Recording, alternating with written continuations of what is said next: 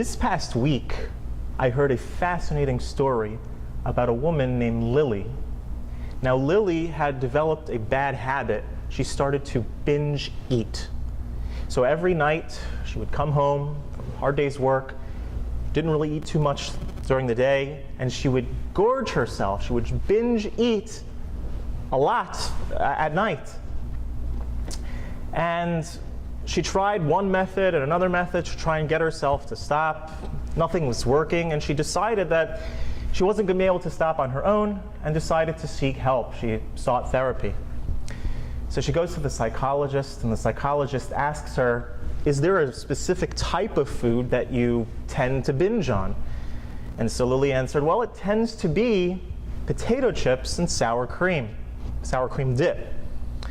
And so the therapist, the psychologist, asked her, would she mind the next session to bring potato chips and sour cream?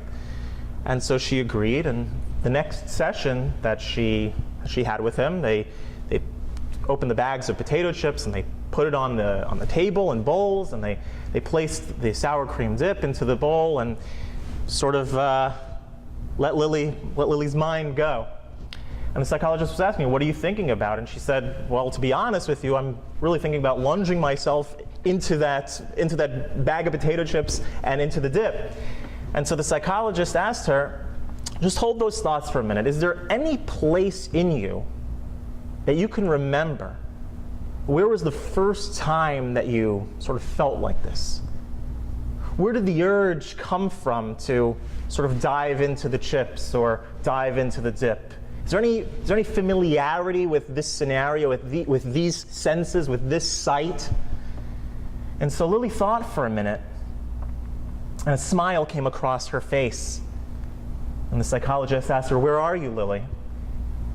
And she said, when I was 12 years old, I had a sleepover party. It was my birthday. I had a sleepover party. My friends came over, and they did what 12-year-old girls do at sleepover parties. They stayed up all night, and they told jokes, and they talked a lot. They really bonded. And the whole night, they were eating junk food. In particular, they were eating potato chips and sour cream dip. She remembered vividly the feeling, the connection that she made with her friends that night. And it was one of the finer moments, one of the best nights of her childhood life. That time of connectedness, that feeling of being loved. Turned out Lily had recently suffered a divorce. She had been alone at night, in particular. And at night, she would come home. There was no one to talk to. She didn't really have many friends or a support system outside of her former husband. And when she would get home, that's when this habit began. This binge eating began. The potato chips and sour cream wasn't a search for potato chips or sour cream, but her emotional memory had made a connection between potato chips and sour cream and happiness and connectedness and friendship and loving kindness. What she was after wasn't the food. What she was after was love, after connection, after that friendship that she had when she was 12 years old. And when she identified what she was really looking for, she was able to eradicate the binge eating from her life and focus her attention instead on making long-lasting relationships and rebuilding from where she was now. You know, in our life,